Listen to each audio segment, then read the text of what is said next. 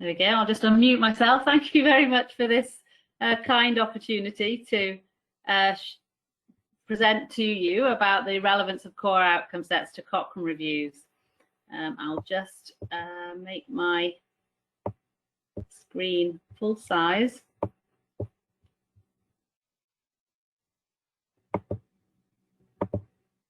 There, hopefully everybody can see that. Yep. Solange, if there's any problems, just let me know. Yeah, looks good now. Okay, brilliant. Okay, thanks very much. Please do feel free to tweet during this webinar, and I'm delighted that the talk itself is being recorded. So many of you, I have no doubt, will be familiar with what I'm showing on the slide here, and that is that there are problems with the outcomes in clinical trials. So those of you who've undertaken systematic reviews will no doubt have noticed that there are often inconsistencies between different studies looking at the same sort of question in the outcomes that are being measured. And it's not just what's being measured, but also how they are being measured, how the outcomes are being measured and indeed reported. And on top of all of that, there's also a problem of what we refer to as selective reporting bias. So we know in clinical trials that multiple outcomes are almost always measured. And we also know there's overwhelming empirical evidence that some of those outcomes are not reported, some of them are selected to be reported, and that's on the basis of their results. And when you select outcomes to be reported on the basis of results, you introduce a bias, and we refer to that as outcome reporting bias. What this inconsistency also means is that there's then an inability to include all trials that you find in a meta-analysis of particular outcomes. And furthermore, there is evidence accumulated that actually many studies don't actually include outcomes that are most important to patients and other healthcare decision makers. And ultimately, this will lead to difficulties for those who are assessing healthcare technologies, who are developing clinical guidelines, those who are determining what healthcare services should be paid for. So as a quick example, I quite like this as a graphic. This is an example of a systematic review of breast reconstruction surgery. And what you can see on the left-hand side is a number of different outcomes. So this is the what. On the x-axis, you can see from the 194 studies in that systematic review, this is the number of studies that actually included that outcome. And if you just take the top outcome, symmetry, although over 80 studies included a measure of symmetry, that's still less than half of the studies in the review. And those the way in which symmetry of the breast reconstruction was measured was in 4 different ways. So it's not just what is being measured differs across these 194 studies, but indeed also how things are being measured. So one potential solution to this problem is the idea of a core outcome set. And we in COMET have defined this to be an agreed standardized set of outcomes that should be measured and reported as a minimum in all clinical trials in specific areas of health or healthcare. Now, I've underlined as a minimum because this is not about requiring trialists to report those core outcomes and only those core outcomes. We fully expect trialists will measure other things as well, but we're trying to get at least some standardization for the most important outcomes. So some people may suggest that such standardization may stifle innovation, but actually this allows standardization to enable calibration, reducing waste so that all the studies can be included in meta-analyses of those outcomes, but you can also add in additional outcomes pertinent to the specific research question or to the changing nature of interventions over time or the changing nature of the disease.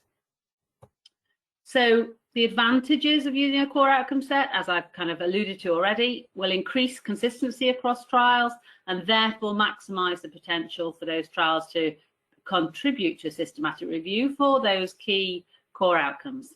And as a result, for those core outcomes, there should be a reduction in this selective reporting problem, because there should be an expectation that those outcomes will be both measured and reported. And as you'll see from some of the methods for developing core outcome sets, we believe if those methods, rigorous methods, are used, it will be much more likely that more appropriate outcomes, those that are patient important and other decision maker important to other decision makers, will then be measured. So COMET. So COMET was set up in 2010, and it really was in response to this problem of inconsistency in outcomes. So I started on my first Cochrane Systematic Review when I arrived in Liverpool in 1996, and it was with Paul Garner, who I'm sure many of you know is coordinating editor of the Cochrane Infectious Diseases Group. And it soon became apparent to me as a statistician that there was, you know, a lot of work to be done. As a statistician, I had great fun trying to come up with statistical methods for combining studies that hadn't measured the same outcome or had measured the same outcome but in different ways. But eventually I kind of realized that actually even statistical adjustment methods aren't going to be the solution and still involve uncertainty. So in 2010, several of us got together at a meeting in Liverpool, and we were all discussing the problems of this issue with outcomes in trials, and we decided to form the COMET initiative. So back in 2010, I came up with this acronym, and the E stood for effectiveness trials. So by this, it means sort of the later phase effectiveness trials, those sort of studies that will inform decision making. So not early phase 1 or phase 2, but the later phase trials. But as I'll show you now, you can start to see core outcome sets being developed in other areas, in other types of studies, both for research generally, and for earlier phase trials, and also moving into routine healthcare records.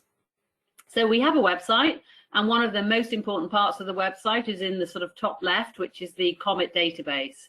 And in that database, we try to maintain an up-to-date repository for published core outcome sets and many other studies that are relevant to core outcome sets. But the set that we believe is comprehensive and up to date is the set of core outcome sets.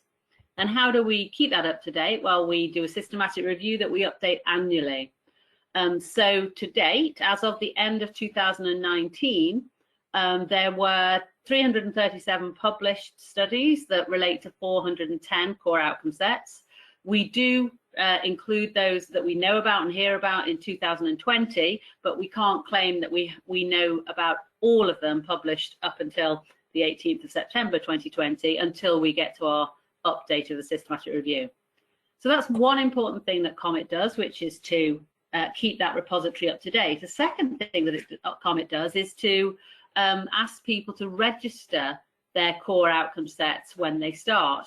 And one of the reasons for doing that is we want to try and avoid unnecessary duplication of effort. So what we have found is that as the awareness of problems with outcomes increases, people are wanting to tackle this. And you may find that a group in Australia are wanting to tackle it at the same time as a group in Canada. And if they both set about developing a core outcome set that actually should have the same scope and the same application area, then we may end up with two core outcome sets that will probably overlap, but wouldn't necessarily be as strong as if the groups had collaborated together. So if a group registers their core outcome set protocol, then when you come to look at the COMET database to see if somebody's already working in the area you're interested in, you'll be able to see what's ongoing already. And we always encourage core outcome set developers to get in contact with groups if they've already started a similar project, or if it looks related, then to see how they might make better use of collaboration in their own project.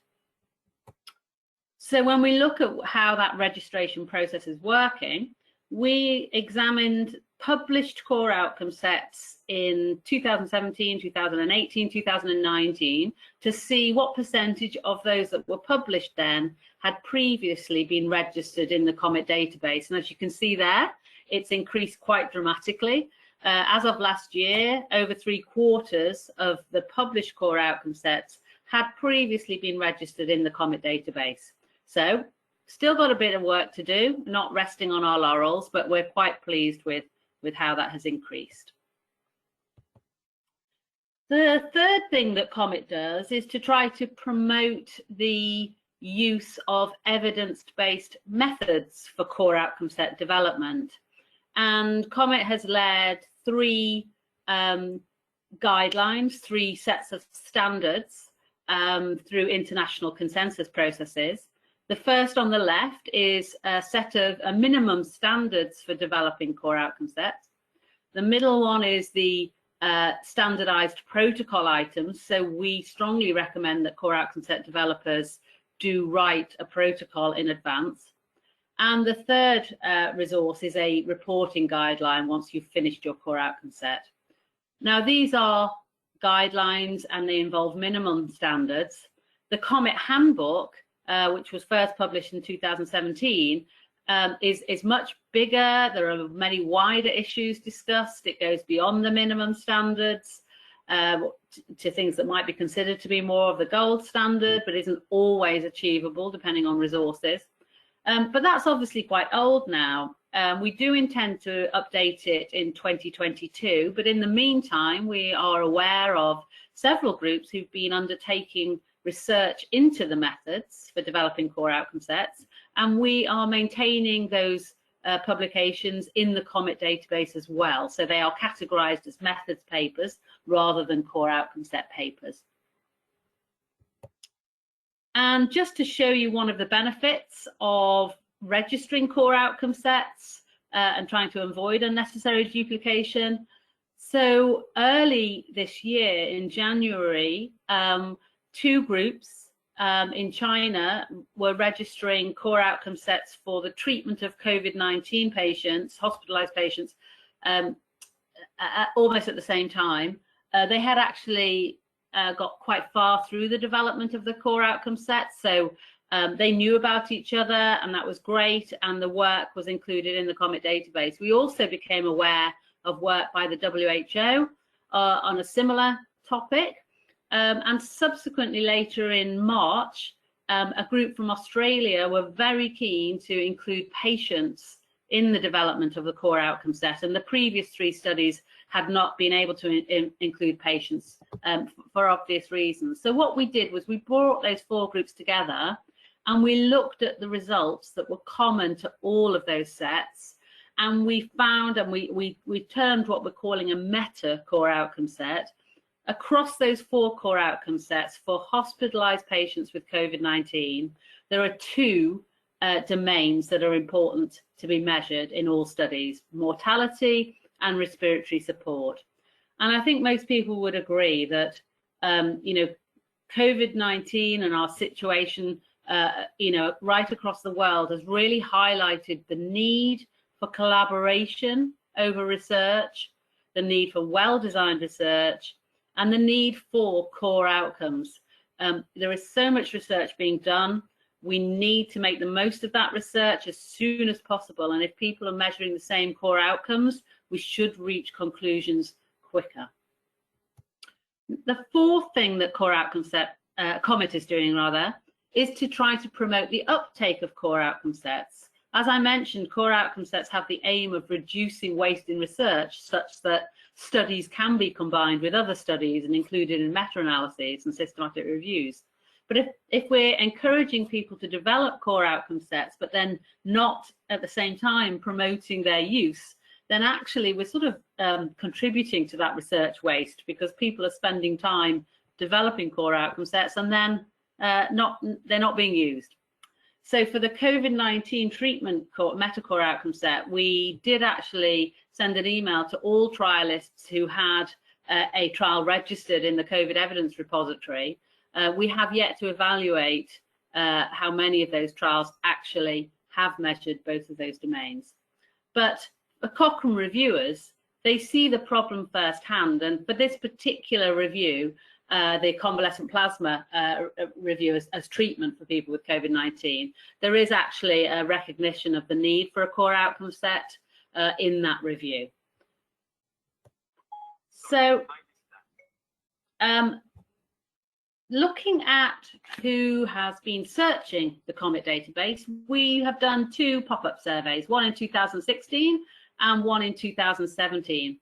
And it's quite interesting to note that of the people who were searching in 2016, 9% were actually planning a systematic review of clinical trials. We weren't really expecting that. We were expecting the top reason that people are thinking about developing a core outcome set, and they wanted to check that it hadn't already been done or wasn't already ongoing.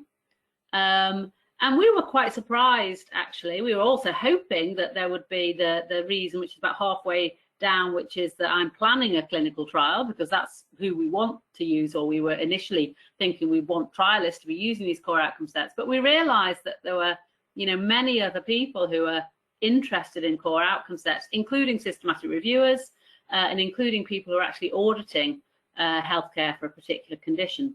If we jump through to 2019, then the percentage of people searching who are doing systematic reviews is about the same. But if you notice just below halfway down, we're now seeing people developing clinical guidelines who are searching the COMET database. So it's been interesting to track interest in core outcome sets over time.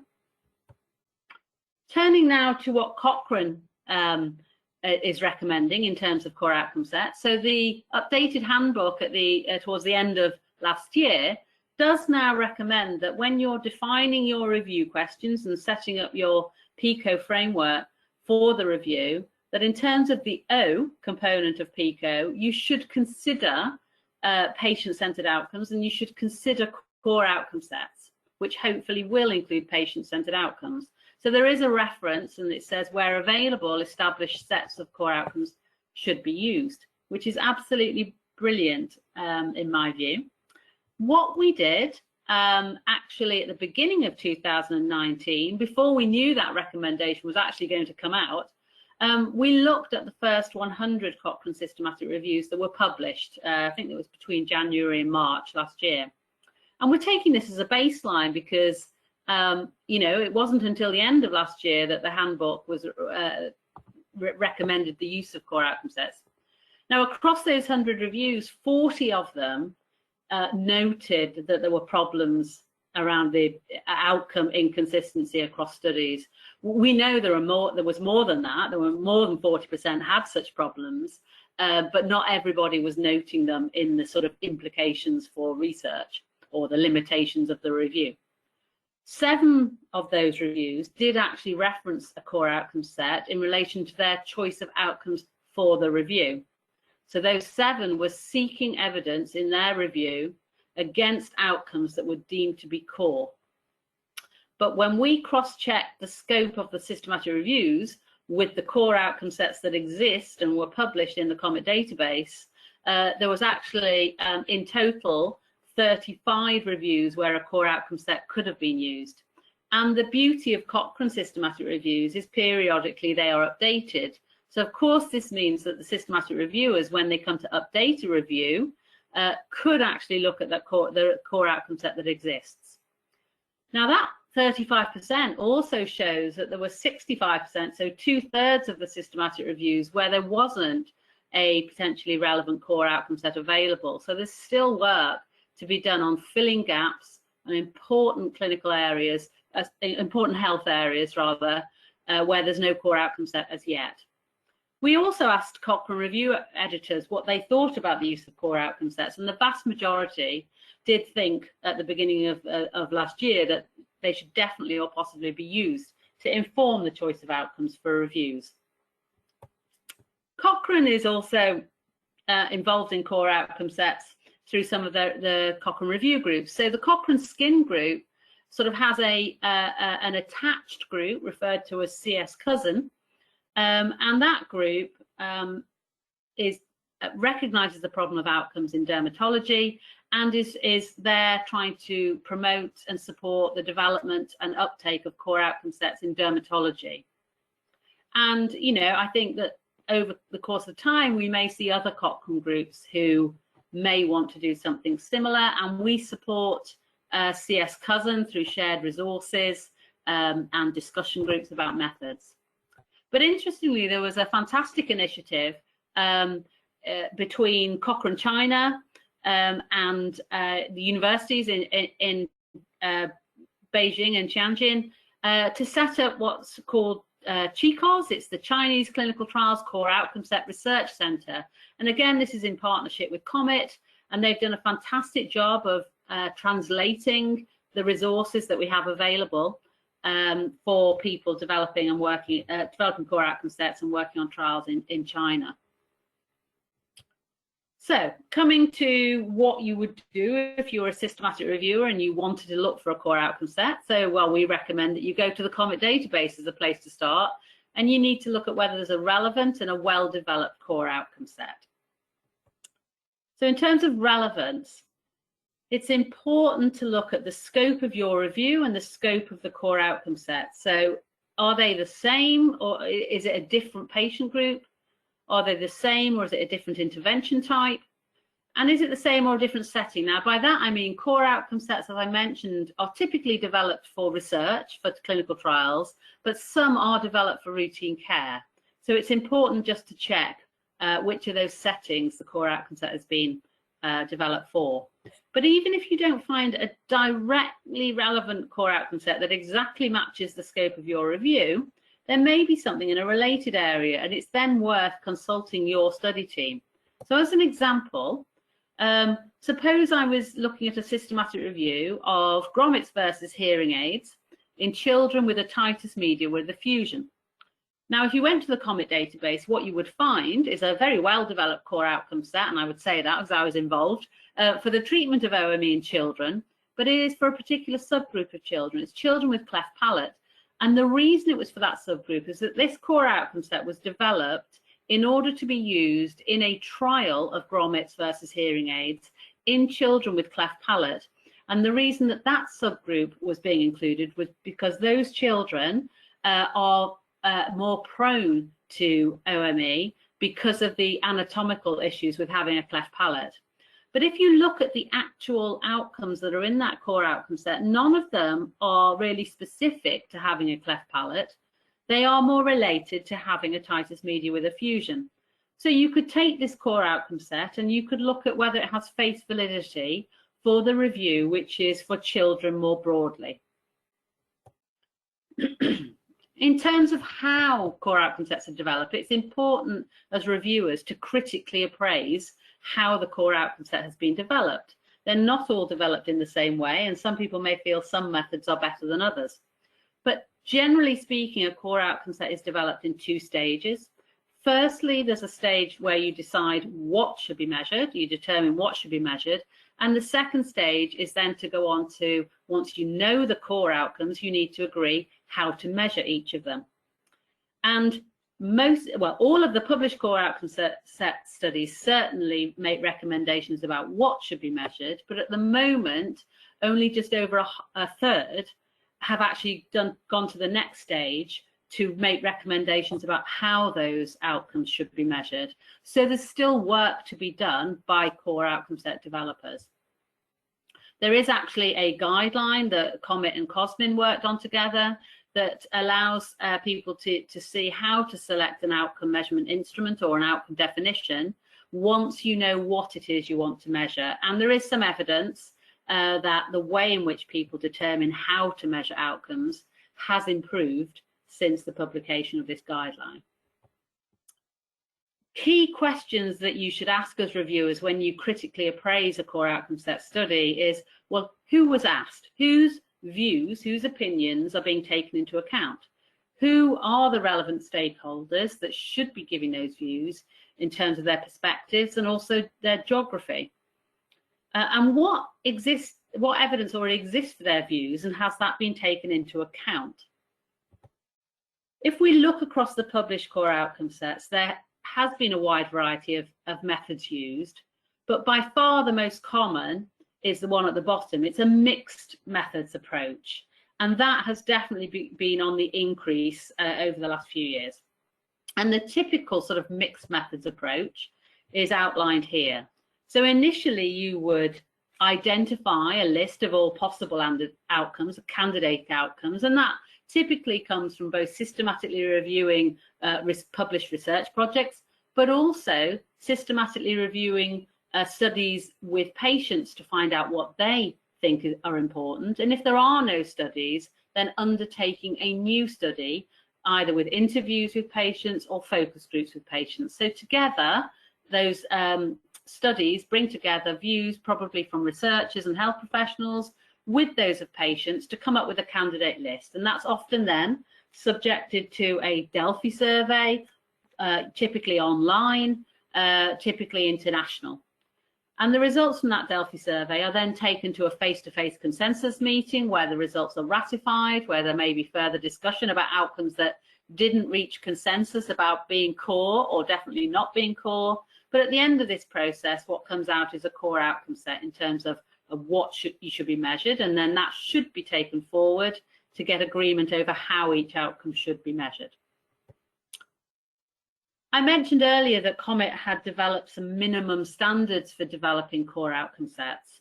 That was published in 2017, so it would be very harsh to then compare core outcome sets developed before then against those standards. But we are now looking at recently published core outcome sets to see how they meet the standards. And if you look at the standards 1 to 4, that's about defining the scope of the core outcome set, and all of the core outcome sets published last year did explain the scope well. They had considered that in advance, and it is explained well. In terms of the stakeholders involved, 3 groups are felt to be important. There are patients, there are health professionals who care for those patients, and then there are those who will be using the core outcome set in research, such as trialists. And you can see that whilst patients have not been included in all of the core outcome sets published last year, I'll show you in a minute how the percentage has increased dramatically over the last few years. Where the core outcome sets fall down in relation to the standards, though, is in terms of the information about the decisions, about the methods made a priori. And one of the key things here is that if you're trying to say that an outcome had reached consensus, that it was core, then what you really want to know is whether that definition of consensus was described a priori before you went into a consensus process. You don't want the results to then be sort of massaged so that the results that the study team would like to happen, kind of the definition is changed once the results are known. So there needs to be more work on defining the process up front, and that's why we went on to develop the protocol guidance, so that people can then easily put their decisions about the methods into a protocol, and that is followed through and the results compared to the protocol. So I mentioned patients. It had been a bit of a success story. You can see that up to 2013 here on the graph, only about 16% of published core outcome sets had involved patients. Over the last 6 years, up to the end of 2019, that has gone up dramatically to over 60%. If we look now at the ongoing core outcome sets, over 90% include patients and their views. And so it's no longer whether to include patients, but rather the key question is how to best include patients, how to optimize their input. And in response to that increase in patient participation and involvement, COMET set up the Poppy Group a few years ago, and this is to try to provide useful resources to core outcome set developers to help them with the information they pass on to patients that they want to participate in their study. And if you ever have a spare 2.5 to 3 minutes, the core outcome set animation video is well worth a watch. That was co-produced with patients. So the gap that we saw early on about patients not being involved is being filled, but this is an important gap that remains. So this shows the percentage of published core outcome sets that included people's views from the continents showed. So you can see that in North America and Europe, well over 3/4 of published core outcome sets include views from people in those countries. In terms of Asia, in particular China, the percentage of people from China being involved has increased. It's doubled over the last couple of years. They've really, and I do believe that's as a result of setting up the CHICOS Centre. But you can see quite clearly that in South America and Africa, the percentage of published core outcome sets that have involved views from people in those continents is really very low. It's increased a little bit over the last couple of years, but this is an area that COMET really wants to focus on and try to promote. Hence, that's why I was delighted to accept this invitation to tell you about this work today. Very quick comment about Delphi methods in the use of core outcome sets. There was a very nice study, a study within a study, that looked at how feedback is given in a Delphi survey. So if we were doing a Delphi survey now online, I would have given you a list of outcomes to score. You would have done that all independently. The results would have come back, it would have been collated, and somehow it would be fed back to you in round 2 for you to rescore. And typically that's done now, rather than as seeing it all as a group. We might be split into different stakeholder groups, and for core outcome sets, the obvious stakeholder groups are patients, patients and their carers, for example, health professionals who treat those patients, and then perhaps researchers and trialists who are going to use the core outcome set. And that study I just showed, there is evidence from a randomized trial that if you show feedback in round 2 like this, that you're showing the results from each stakeholder group, but you're pooling them separately and you're displaying them and showing them to everybody, then that improves the consensus after this round. And that seems fairly obvious, doesn't it? Because you're getting to see other people's views. But a nice study that was recently published in the Journal of Clinical Epidemiology shows that with some qualitative data. So 3 studies actually looked and asked participants why they were changing their mind in round 2. And the most frequent result that came out was what's referred to as vicarious thinking. So this was health professionals seeing the views of patients and changing their score as a result, and vice versa. So when patients saw what health professionals thought was really important or maybe less important, they changed their scores as well. Finally, I just wanted to say a little bit about uptake. So COMET has done a lot of good work, but we've probably not focused enough until very recently on this promotion of uptake. And this really is where our focus is now. So as an example, if you're doing a systematic review of disease-modifying anti-rheumatic drugs for rheumatoid arthritis, you might set up an outcome matrix that looks like this, where the rows are the trials in the review, the outcomes are those that you choose for your systematic review, and where I put a Y, that means the outcome was measured and reported. Now, the interesting thing about this matrix is that it actually shows the results for trials that were published before the core outcome set for rheumatoid arthritis was actually developed. And we've looked at the uptake of that core outcome set. It includes 7 outcomes, and it does actually include the first 7 outcomes on that slide, from pain through to quality of life. And when you look at the uptake over time, this is what you see. So the x-axis shows time, and the y-axis shows the percentage of published trials that have used that core outcome set. So you can see the first vertical line is when the core outcome set was published.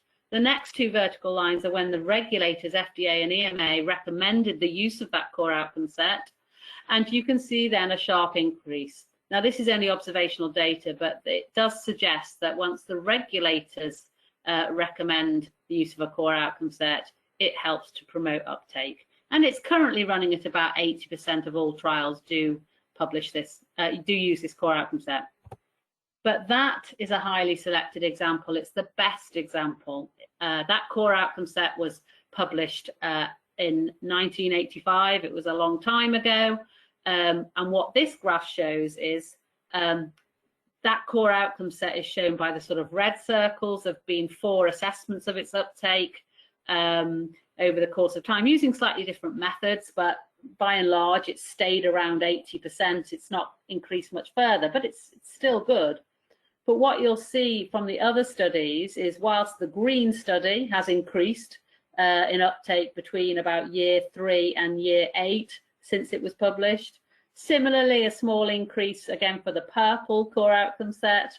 The other ones, the blue shaded ones, they are individual core outcome sets, and the size of the circle is proportional to the number of outcomes in the core outcome set. There's no real relationship, but what you can see there is that for the vast majority of core outcome sets, their uptake is really low, even 5 years and sometimes 10 years after they were published. So this is a research waste problem, and we need a COS revolution. We need to normalize the use of well-developed COS in research. So to do that, we've been working with colleagues. So Doug Altman, who was involved in the original SPIRIT guideline, was a founding member of COMET, and he persuaded his SPIRIT colleagues that there should be a reference to COMET and core outcome sets in the SPIRIT guidance for trialists writing their protocols. As I mentioned, the EMA is very supportive of core outcome sets, and whenever they issue a consultation guideline, COMET responds and tells them what there is around core outcome sets. And in the case of pediatric asthma, there is now a reference to the use of core outcome sets in the EMA guideline. But trial funders have been really helpful here. So in the UK, the NIHR is the biggest funder of trials, and in their guidance to applicants, they state that where established core outcome sets exist, they should be included amongst the list of outcomes, unless there's good reason to do otherwise. Please have a look at the COMET database to find out whether they do exist. Do those sorts of funder recommendations actually work? So a PhD student with me, Karen Hughes, looked at applications to the NIHR for the 4-year period 2012 to 2015. That guidance was issued to them in 2012.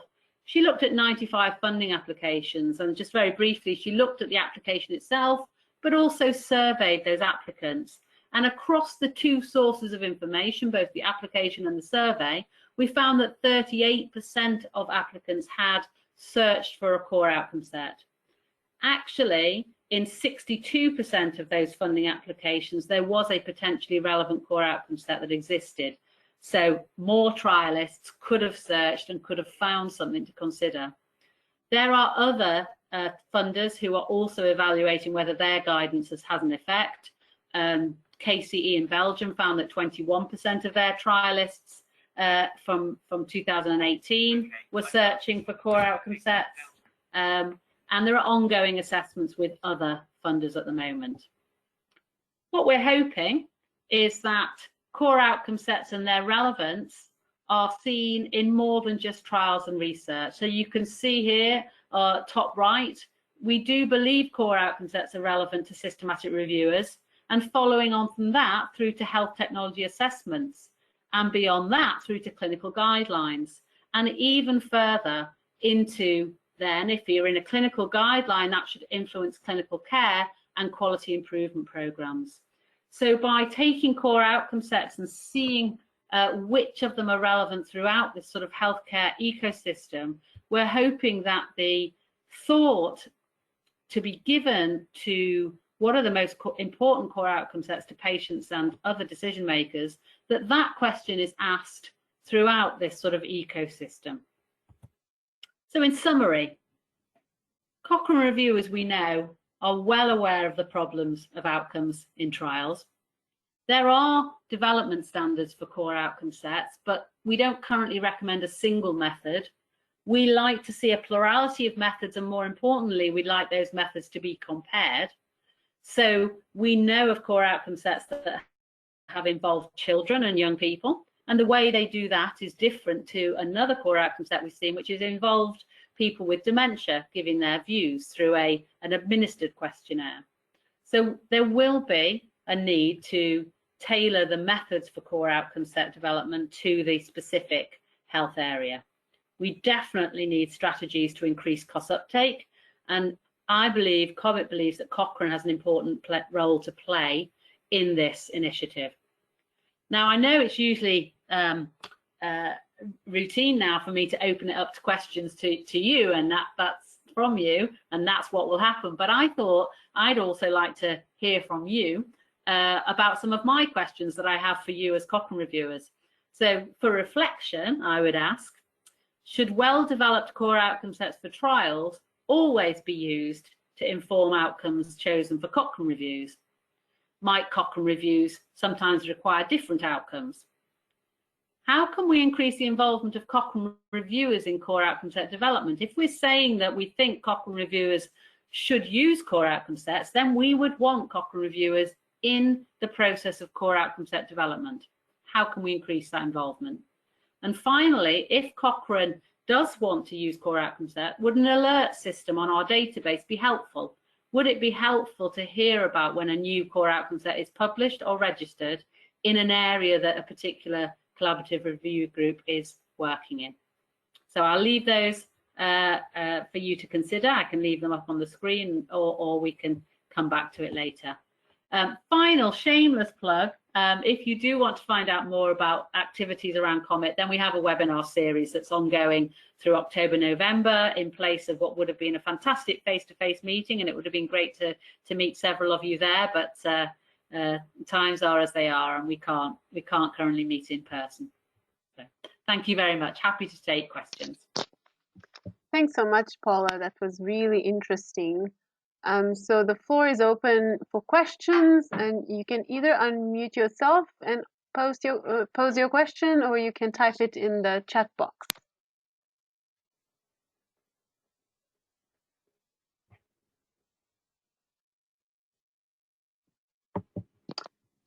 Perhaps I can start with a question around do you have any tips or any suggestions around what should be the scope of the core outcome set, and whether, for example, I've done a Cochrane review on food security, and which is a very broad area.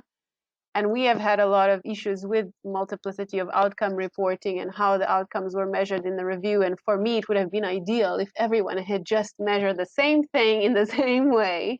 But when you think about, okay, we should have core outcome sets for food security, it just feels like, oh, that's probably too broad of a field to try to do outcome sets for. And how do you sort of think around what is feasible and what makes sense in terms of the scope of your core outcome set?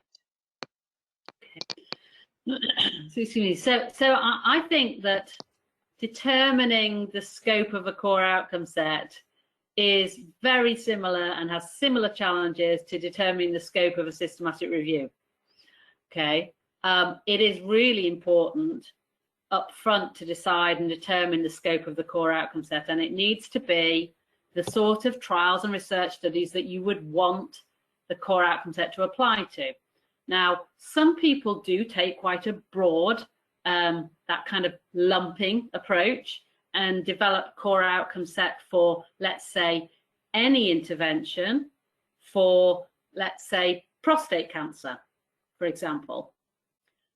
So any stage of prostate cancer, any intervention, there could be a core outcome set that should be applied to any of those studies. But actually what the group did was to say, no, we're going to develop a core outcome set for localized prostate cancer and a core outcome set for advanced prostate cancer. And within the core outcome set, certainly for localized cancer, where there are localized prostate cancer, where there are more treatment options such as surgery, chemotherapy, radiotherapy, or watchful waiting, the core outcome set was developed to identify those outcomes where they wanted treatment to have a benefit. They were found to be common across those 4 treatment types, but the core outcome set also identified core harm outcomes, some that would be specific to surgery, some specific to radiotherapy. So there isn't a standard approach that all core outcome sets take. I do believe that core outcome set developers should spend more time at the beginning being absolutely clear about what core outcome set is needed, what should the scope be. Sometimes it's not specified well enough, and so you go through all the consensus process, you get to a meeting at the end and somebody says, I'm sorry, I'm not sure I understand the scope. It's too late then. So it's really important. It's really important to work out the scope, and you know, it is challenging.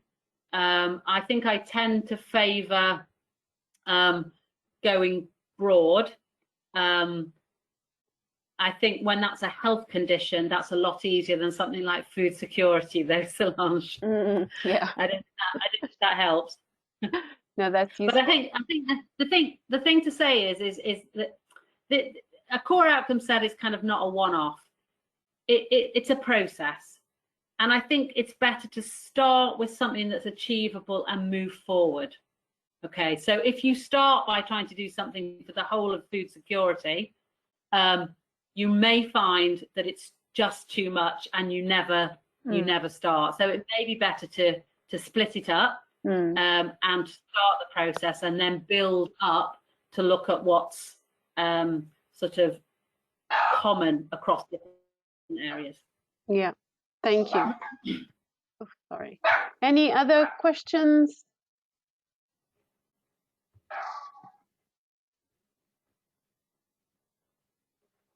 Might I put my questions up again? Yep, you could. See if people Does anyone have any comment on these questions? Everyone is very silent. Have core outcome sets been revised and expanded, or do they just tend to be done once and then? Yeah, good question. Very good question. So ideally, a core outcome set should be well developed at the beginning, and then after a period of time, there should be a review and a reflection and an assessment of whether it's been used and whether it's still fit for purpose. And people say, how frequently should that be done? Well, it shouldn't be done too frequently, otherwise it defeats the object of having a core outcome set. Some people have suggested maybe 5 years. Every 5 years it should be reviewed. But it really depends on how fast the research area is moving, you know, and depends on how many studies there are, whether there's major new advances such as gene therapies, for example. Yes, some outcome sets, particularly in rheumatology, have been updated. And that largely because there's a really active group in rheumatology, the OMERAC group, led by Peter Turkwell, who you may know, he's in Cochrane. You know, and they have a system for doing that, and that's what we want to encourage in COMET. We want groups like OMERAC, we want groups like CS Cousin in dermatology, and the SONG group in nephrology, led by Jonathan Craig. We want groups to really kind of take hold with patient groups for an area, and then be responsible not just for developing, but reviewing and updating. One of the key areas for updating, I think, is the fact that whilst core outcome sets a long time ago were done very well, they didn't involve patients. So the outcomes may still be relevant, but they may not include all of the patient important outcomes. So, you know, whenever an update is done, you must look back at what was there previously, but make sure you're using kind of like current standards, which would definitely include patient views. Yeah, interesting. Is there a mean time that usually takes to develop a core outcome set? Can you do it in a year? Does it take? Can you do it in 6 months? Do you? Or is it just you should definitely be able to do it. Yeah, you should definitely be able to do it in a year. For those core outcome sets in COVID-19, they were rapid. They were done in a month or sometimes 3 months, depending on whether patients are involved or not. Okay. I think one of the areas that can take quite a long time is that initial systematic review of what's already been measured to try and get that candidate list. That can be as long or as short as you want it to be. You could go straight to clinical trial registries and pull off outcomes from there, and then ask people in your Delphi to add anything else you might have missed. Or you can do a comprehensive review of the last 30 years of trials, which will take you quite a long time. But, you know, if you're doing a PhD in the area, maybe you do want to know about, you know, everything and over time to be absolutely comprehensive. So you can definitely squeeze that part of it. And there are now, you know, good software packages to do online Delphis. I think the key thing to doing it quickly is getting the stakeholder groups lined up in advance. So know who your groups are, know who your patient contacts are, and know who your health professional groups are.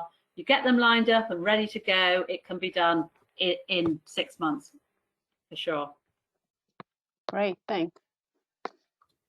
Are there any other questions for Paula or some comments on her questions for reflection?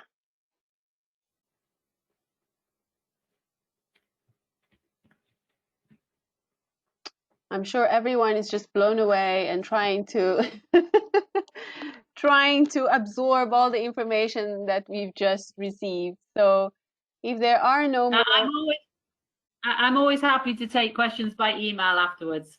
Thanks, no problem at all. That's great. Thank you. So if there are no questions, then thanks, Paula, again for presenting today. It was really interesting. And thank you everyone who attended, and we will be in touch regarding the presentation. And I'm just going to copy the link of the webinar evaluation into the chat box. And if you can please complete that, that would be really great. And then we'll send you the slides and the link to the presentation in an email sometime next week. Thanks very much, everyone. Thank you. Thanks, Paula. Bye. Bye-bye, everybody. Thank you. Bye. Thank you, Paula. Okay, bye-bye. Bye. Thanks very much. Bye.